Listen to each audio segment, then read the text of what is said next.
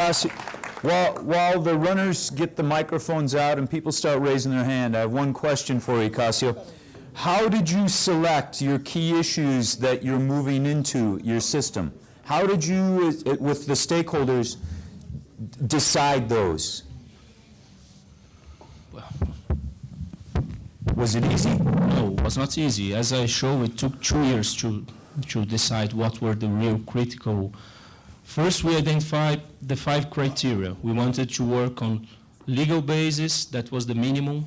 So the second one was related to labor conditions. The third one related to community relations, because there is always this problem in developing countries. The fourth one was related to environmental, and the fifth one, good agriculture practice. So this was easier to find these 5 principles. But then is really, when you start to dig into each principle, is that things begin to show up. And So one of the things, is there another question? But one of the things that I'd like to ask is, what can we learn from you so we don't have to go through the pain that you did? well, And again, if people in this group decided that, wow, that's something that I'd be interested in, what would you tell them as your advice to say, don't do this, learn from our experience? I think a little bit of pain on the process is important. Otherwise, you don't manage to identify what are the real problems. But you don't need to suffer so much. So, but it's important because then it sets what are the key issues, and it's important to have this kind of decisions and to learn how to change your position depending on the other stakeholders. Excellent. This is a vital element. Thank you very much. Question from the audience, please. Yeah, thank you. This is Oliver again from the Rainforest Alliance. I know how tough it is to run those multi-stakeholder processes, and from my own experience with the Sustainable Agriculture Network. And congratulations to Cassio and the Roundtable on Responsible Soil. You will get the first impact soon and have a solid system, and it's great. Well, we've lasted 1 year to develop a standard for sustainable cattle production systems made by people from the tropics for the tropical regions. We've got input during 1 year, during an extensive public consultation process from 34 countries, more than 3,000 comments from producers, NGOs, and academics.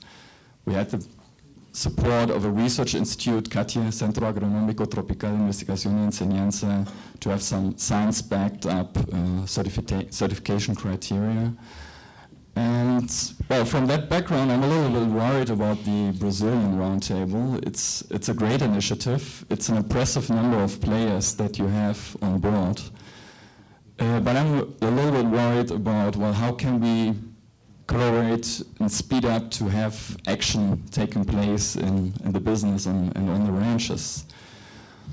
We've been reading about deforestation and even slavery in the industry down there. I think we all have a mission to eliminate those worst practices, and you're pushing towards it, and I'm wondering how we can collaborate and in which sense to push a little bit faster the process to get to a consensus of principles and actions to avoid those worst practices in the ground. And we're starting a local indicator process. We're funding for Costa Rica, Nicaragua, Colombia, Brazil, and other countries, and I think there is a chance of opportunity for collaboration. So I would like to have some comments. So the question that we have is, thank you very much, I apologize. So the question that we have is how can you do it faster? And what are the positives and negatives associated with doing it faster? São tipos de trabalhos que não são rápidos. Esse tipo de multi-stakeholder, ele não é rápido. A iniciativa da soja, eu fui fundador da mesa redonda da soja. This kind of multi-stakeholder meetings and approaches, they're not that fast. And on the soybean, Osimar was one of the founders of the initiative. E tem mais de 6 anos de trabalho. And it has more than 6 years working. Nós estamos com 3 anos na pecuária.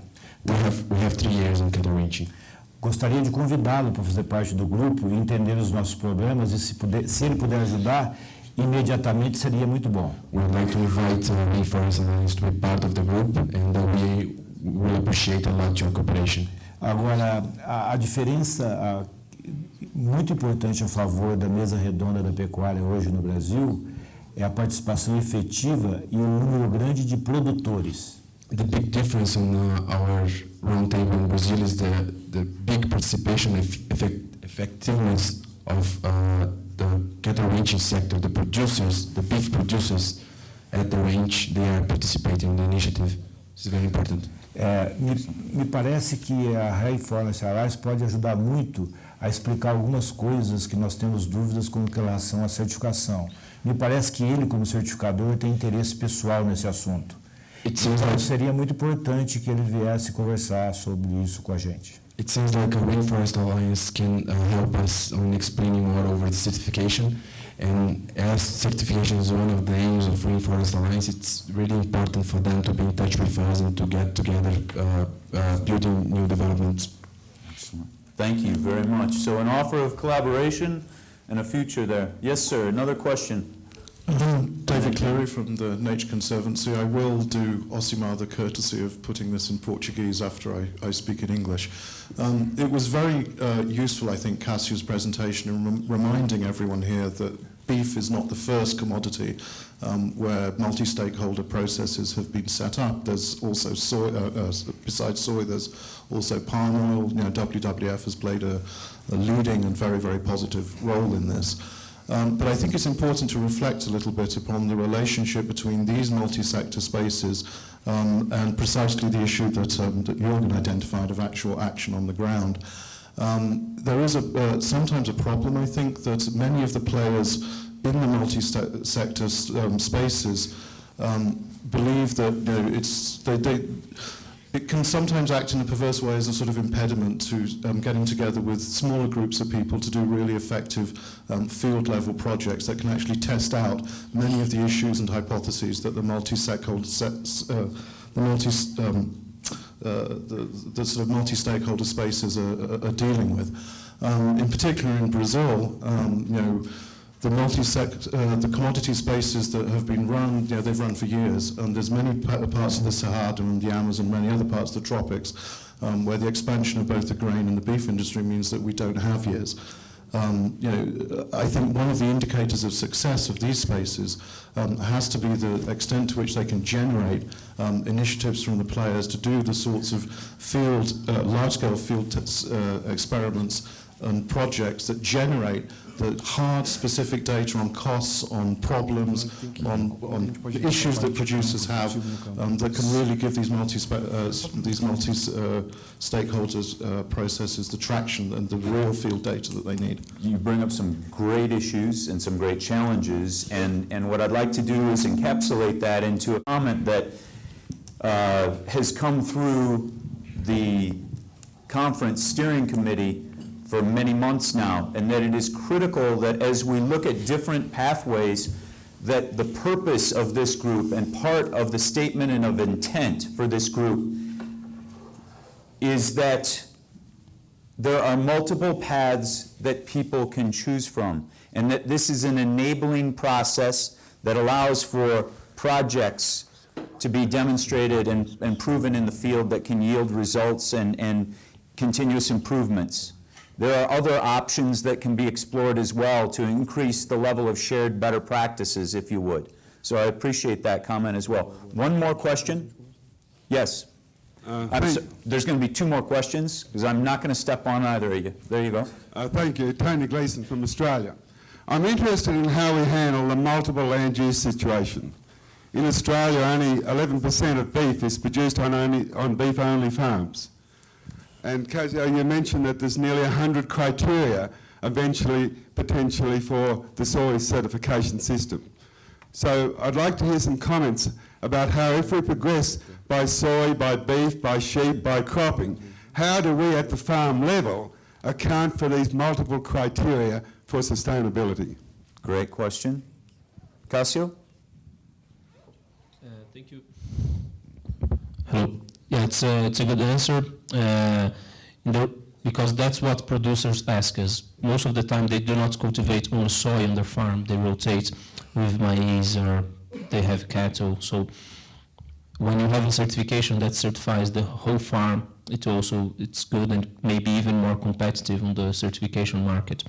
What RTRS is also considering now to have, as we started to develop some annexes, some add-ons, next year we will also offer RTRS certification for maize and for other commodities that are commonly rotated with soy. So the tendency is that we keep only RTRS name, but we start to lose the soy name. So that's a global platform that allows producers to certify soy or maize or other annual crops mainly. Thank you very much. Cassio, time for one more quick question, Mr. Berry. Thanks, sir. John Berry, JBS Australia. My question's to Nick. It's good to see that you're coming here and wanting to work with the industry, with Cattle Council, and certainly JBS in Australia. I look forward to working with you as well. But I think the education process is important. Coming into the industry, it's such a different industry, and I think we need to have some structure going forward in Australia to help you understand the industry. But my question relates specifically to how you're going to harness not just WWF resources, but the resources of other environmental groups. I think it's a very important issue that we try and have a one view on a lot of these issues.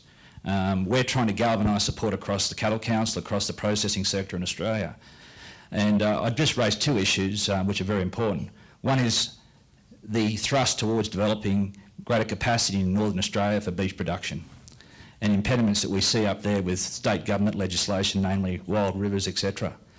And the second one relates to the flows, environmental flows in the Murray-Darling Basin, which is a fairly controversial position. I suppose what we'd like to understand is how we can work with you, how you can galvanise support, and how we can walk hand in hand with government, state and federal, to get a better outcome. Thank you. Wow, it's a great question, and I probably can't do justice to it just in this response here, but I'd like to start a few discussions with you ongoing. I think in broad, it's making sure that we find that shared self-interest.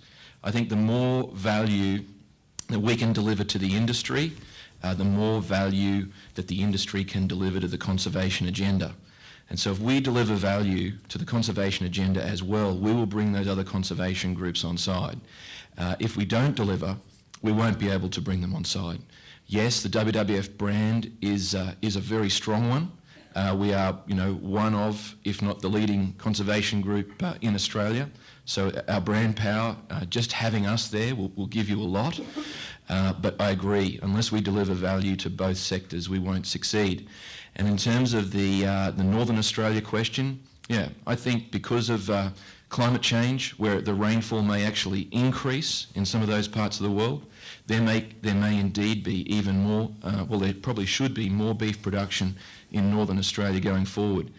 In terms of the Murray-Darling Basin, yeah, that's just too complex for me to try and answer here, but happy to talk to you about it later.